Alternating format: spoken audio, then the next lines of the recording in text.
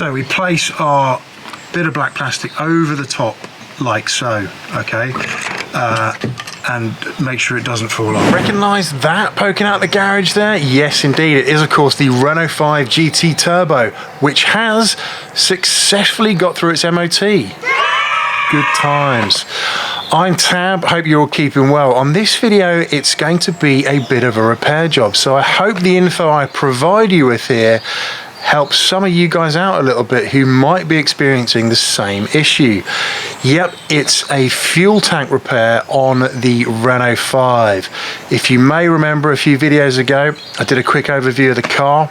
We had a look all around it, and of course that dreaded slow fuel leak.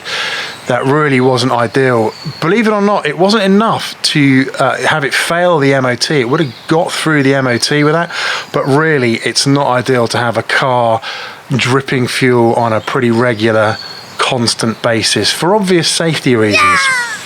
So this video we're going to drill into the repair process. I've got a spare tank so I can show you exactly how that repair process works. So let's dive in.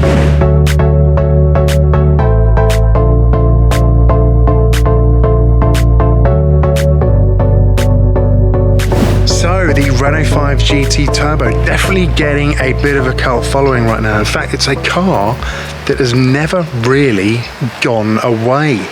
Yeah, even Ali G had one, remember? But there was a lot of them made, a lot of enthusiasts, which is why I think people are just kind of catching on now. They might become a real future classic.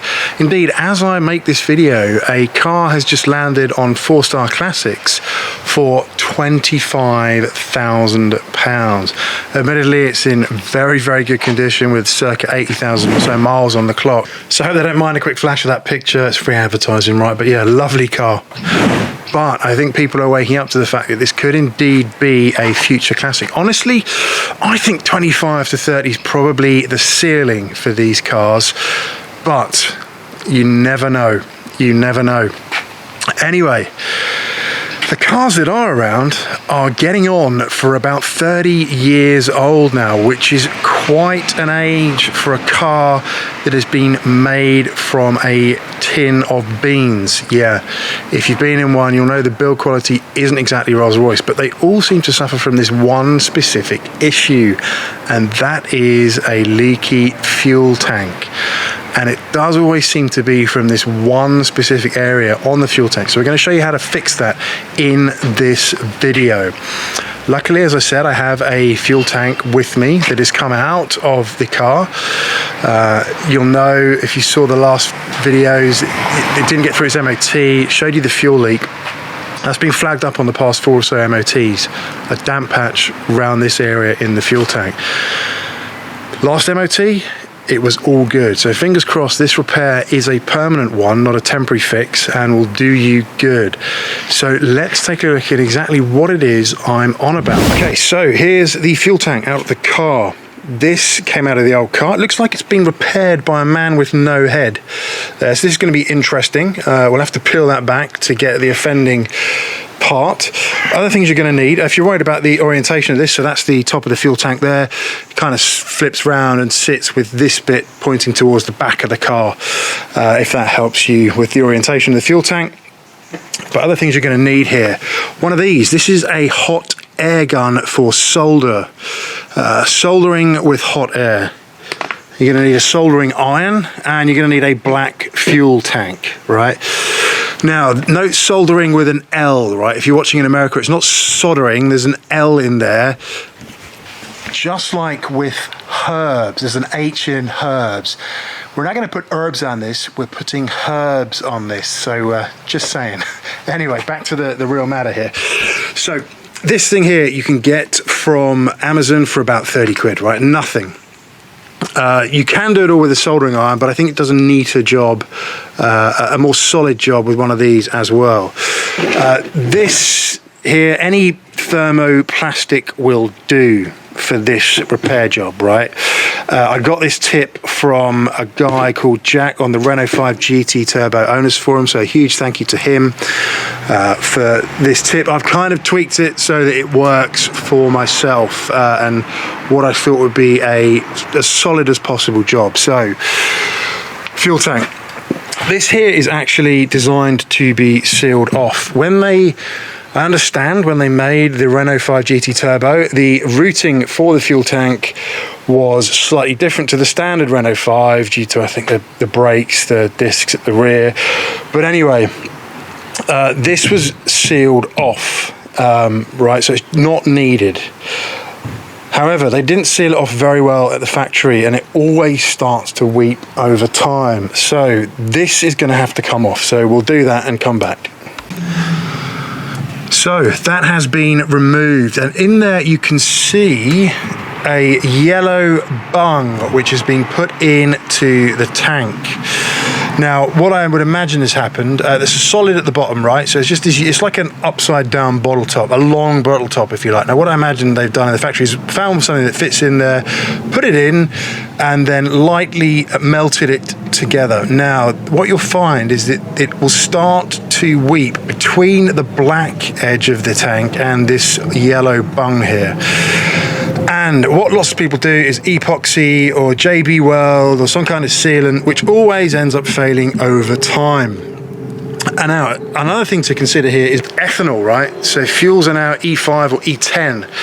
And ethanol and epoxies, as I understand, don't mix very well. I think over time, the ethanol will cause the epoxy to fail. So that's something you've got to really consider when you're doing this. And this method is permanent, at least it should be.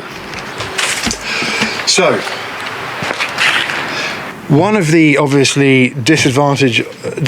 disadvantages of plastic is that it hangs around for hundreds of thousands of years, as you know.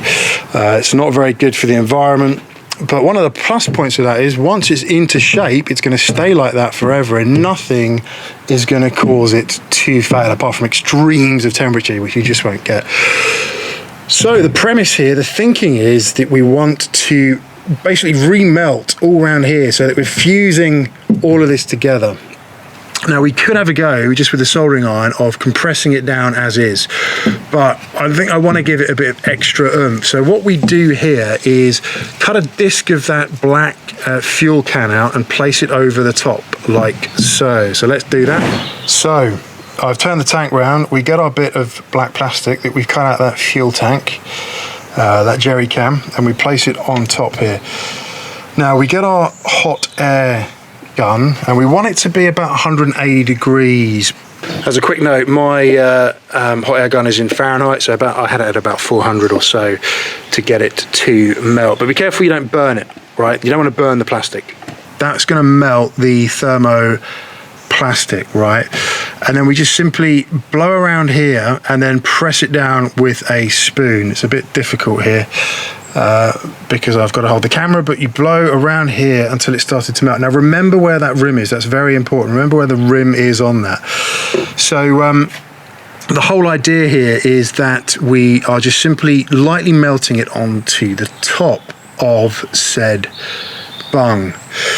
That's going to give us a slightly more solid fix and more plastic to play with to melt in to seal it all together. So once that's lightly melted on, the next stage is you want to use this part of the soldering iron here, obviously not on right now. Wait till it's hot, wait till it's all good to go, and then you press in around the perimeter, around that rim of the fuel tank there, that bung. You want to work your way around, and you're simply pressing in all the way around the perimeter and really press it hard until it's fused. You actually want to feel it sink down, right? Because the idea is you want to fuse those layers of plastic together. Now, once you're done, you will end up with something looking like this. And the beauty of this repair method is you're using the tank itself, right?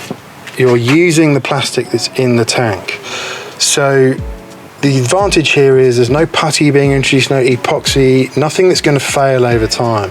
Plastic, as we know, once it's in shape, once it's stuck together, it's going to be like that for a long time, much to the disadvantage of the environment. But this is very much a permanent way.